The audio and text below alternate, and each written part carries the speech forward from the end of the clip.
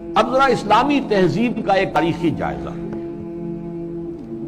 شرم و حیا، عفت و عصمت اور ستر و حجاب کے احکام پر مبنی اسلامی تہذیب، اس کا ایک تاریخی جائزہ۔ دیکھیے نبی اکرم صلی اللہ علیہ وسلم نے فرمایا تھا، وہ حدیث میں نے شروع میں آپ کو سنائی ہے، بدأ الاسلام غریبا وسیعود کما بدأ۔ اسلام کا آغاز جب ہوا ہے تو وہ بہت اجنبی سا تھا، نامانوس، لوگ سمجھتے نہیں تھے یہ کیا نئی باتیں ہیں۔ پھر اس کے بعد اسلام کے غلبے کا دور آ گیا، جب غالب ہو جائے تو سبھی دوست بن جاتے ہیں، جو بھی طاقتور ہے اس کو تو سبھی دوست ہیں، لہذا بہت سب لوگ جو ہے اس کا علم لے کر کھڑے ہو گئے۔ لیکن ان قریب اسلام غریب ہو جائے گا، پھر اجنبی ہو جائے گا۔ تو جو لوگ اسلام کی اجنبیت میں اس کا ساتھ دیں اور خود بھی اجنبی ہو جائیں، ان کے لیے مبارکباد ہے، تہنیت ہے کہ وہ زمانے کا ساتھ نہ دیں، اسلام کا ساتھ دیں۔ چاہے کہا جائے کہ یہ بڑے فنڈامنٹلسٹ ہیں، یہ بڑے کٹ ملا ہیں، یہ بڑے دقیانوسی ہیں، یہ بڑے تنگ نظر ہیں، یہ بڑے رجت پسند ہیں، جو چاہے کہیں، لیکن جو اسلام کے ساتھ چمٹے رہیں گے ان کے لیے فطوبیٰ للغرباء۔ اب اس کا تاریخی تجزیہ کیا ہے؟ دیکھیے، اسلام پر اجنبیت کا پہلا پردہ یا پہلا سایہ تو پڑ گیا خلافت راشدہ کے فوراً بعد۔ حکومت و ریاست کے میدان میں امرہم شورا بینہم کے بعد ختم ہوئی اور ملوکیت، شہنشاہیت کا آغاز ہو گیا۔ اب اس کی تفصیل میں اس وقت نہیں جاؤں گا۔ بنو امیہ، بنو عباس، پھر اس کے بعد جو بادشاہتیں بنی، مغلوں کی حکومت، صفویوں کی حکومت، ترکوں کی حکومت ہے، یہ تھی۔ یہ وہاں پر وہ خلافت کی بنیادی بات یہ نہیں تھی کہ چنو اپنے میں سے بہترین کو اور پھر اس کا حوالے کرو۔ ان اللہ یامرکم ان تؤدوا الامانات الی اہلھا، جو اہل ہوں ان کے ذمہ داریاں جو ہیں ان کے ذمہ لگاؤ۔ اس کو ختم کر دیا۔ اب جس کی لاٹھی اس کی بھینس۔ بنی امیہ کی طاقت زیادہ ہے، عصبیت شدید ہے، لہذا وہ آئے، انہوں نے حکومت قائم کر لی۔ تو یہ پہلا دور تھا اجنبیت کا، پہلا پردہ پڑا اسلام پر۔ دوسرا پردہ کچھ عرصے کے بعد جب ملوکیت نے خوب پنجے گاڑ لیے، مضبوطی ہو گئی اور ملوکیت شہنشاہیت میں تبدیل ہو گئی، یہ دور بنو عباس ہے۔ اس میں معیشت کے میدان میں بھی آ گیا معاملہ۔ ایک طرف جاگیرداری جو ملوکیت کی بنیاد ہوتی ہے، ہر جگہ مشرق و مغرب میں شہنشاہیت اور بادشاہیت میں آپ کو جاگیرداری ملے گی۔ جاگیردار ہوتے 30,000 منصبدار، 20,000 منصبدار، ان پر حکومت قائم ہوتی اور ان کے لیے ضروری ہے مزارعت۔ آپ نے بہت بڑی جاگیر دے دی ہے، لیکن کیا وہ شخص خود کاشت کر لے گا؟ وہ تو کسی کو بٹائی پر کاشت کے لیے دے گا نا۔ یہ زمین کا سود ہے جو سب سے پہلے اسلام میں داخل ہوا، جس کو حرام مطلق قرار دیتے ہیں امام ابو حنیفہ بھی رحمت اللہ علیہ، جو اصحاب الرائے کے سر خیل ہیں، امام ہیں، اور امام مالک بھی رحمت اللہ علیہ جو اصحاب الحدیث کے سر خیل ہیں اور سب سے بڑے ان کے نمایاں ہیں۔ لیکن یہ شام، اور پھر بیع مؤجل، بیع مرابحہ کے عنوان سے نقد کے معاملے میں بھی جو ہے، کرنسی کے معاملے میں بھی وہ ایک سود کی ہلکی سی شکل داخل ہے۔ یہ دوسرا دجالیت کا دور پوری دنیا میں بھی آیا، بینکنگ، انٹرسٹ بیسڈ کیپٹلزم، اور کچھ اسلامی ممالک کے اندر بھی، جیسا کہ میں نے عرض کیا کہ اس راستے سے چور دروازوں سے داخل۔ اب جو اس کا ہے مسئلہ وہ ہے معاشرت اور تہذیب پر۔ اس کی وجہ کیا ہے؟ اس تمام دور میں مسلمانوں کی تہذیب، ان کا طرز بود و باش، ان کی معاشرت اور ان کا عائلی نظام، ان کا خاندانی نظام، ان کے عائلی قوانین انٹیکٹ رہے۔ چاہے دور ملوکیت جو ہے بنو امیہ کا تھا، وہ دور ملوکیت بنو عباس کا تھا، اور چاہے اور دوسرے بادشاہوں کے دور تھے، اس میں جہاں ریاست اور سیاست کی سطح پر جو ہے وہ پردہ پڑ گیا، پھر معیشت کے معاملے میں بھی پردہ پڑ گیا، تہذیب وہی رہی، وہی تہذیب، وہی مشرق سے مغرب تک مسلمانوں کی معاشرت، آئلی قوانین سب وہی رہے، جو کہ تو رہے۔ مسلم کلچر وجود میں آیا ہے، چنانچہ مسلم آرکیٹیکچر وجود میں آیا۔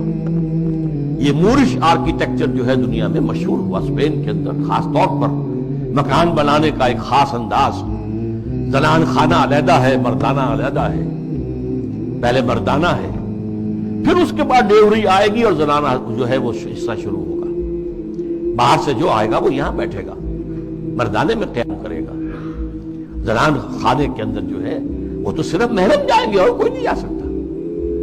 اس تہذیب کی بنیاد وہ جو اسلامی تہذیب تھی اس پر، اسی پر آرٹ مسلمانوں کا قائم ہوا۔ خطاطی دنیا میں بہت بڑا آرٹ بن گیا، بہت بڑا آرٹ، ہاتھ سے منہ قلم سے جو آرٹ پیدا کیا وہ خطاطی کی شکل میں آیا، یا عام بظاہر فطرت کی نقاشی۔ تو یہ ہے جو میری بات ہے وہ سمجھ لیجئے کہ تہذیب میں فرق نہیں آیا، آئلی نظام میں فرق نہیں آیا، معاشرتی اقدار میں فرق نہیں آیا، چاہے سیاسی اور معاشی اعتبار سے دجالیت جو ہے مختلف ادوار سے گزر کر آ گئی۔ اب ظاہر بات ہے کہ دجالیت کا آخری حملہ جو ہے وہ اس تہذیب پر ہے۔ چادر اور چار دیواری کا جو حصار ہے، قلعہ ہے، اس کو توڑ دو، منہدم کر دو، مخلوط معاشرت آئے، بے پردگی اور یعنی فحاشی اور مخلوط معاشرت جو ہے اس کو آپ کرو، فروغ دو، پھیلاؤ۔ آزاد شہوت رانی اس کو فروغ دو، جس کے نتیجے میں شادی کا مقدس جو ایک بندھن ہے اس کی حیثیت ختم ہو جائے۔ جیسا کہ آپ کو معلوم ہے ویسٹ میں اب یہ شادی بیاہ جو ہے وہ تقریباً یعنی یوں سمجھیے کہ مفقود ہونے والی بات ہے۔ وی آر لیونگ ٹوگیدر، مرد اور عورت ساتھ ہم رہ رہے ہیں لیکن ہم شادی شدہ نہیں ہیں، وی آر ناٹ میریڈ، اولاد ہو رہی ہے۔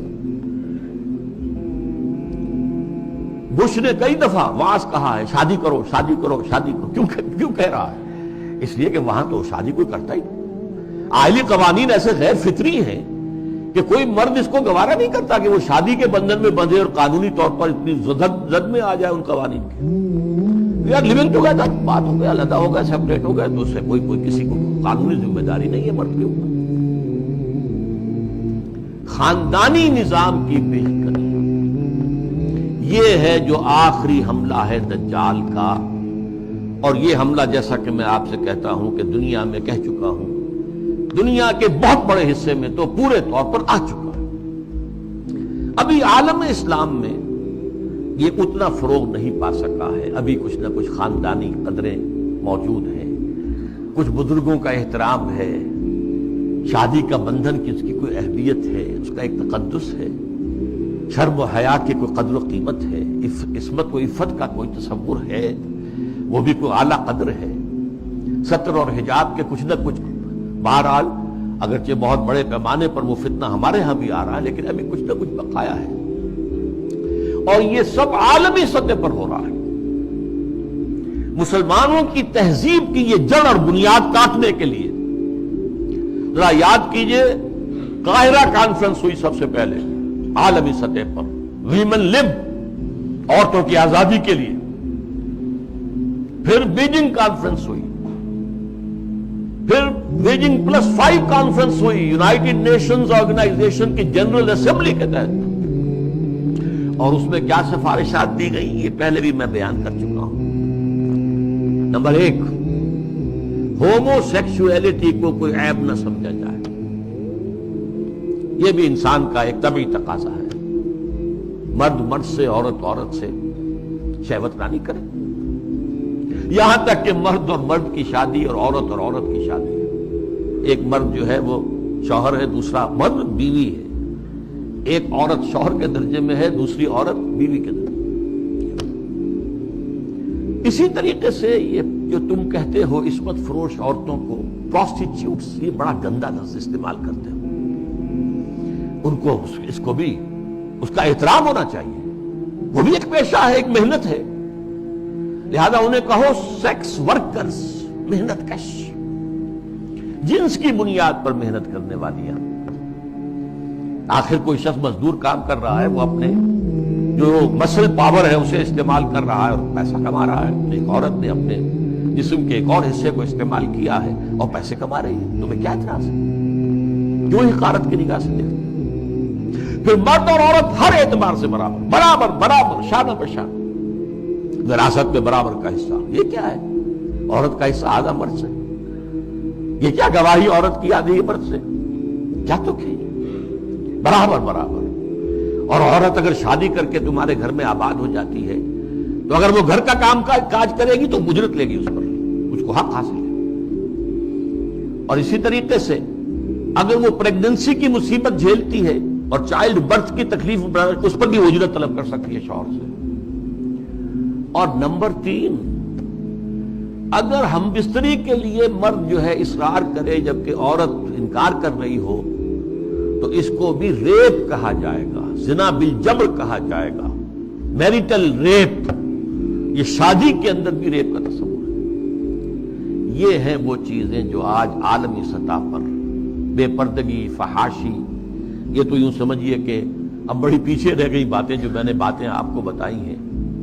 یہ یونائٹڈ نیشنز کی جنرل اسمبلی کی سفارشات.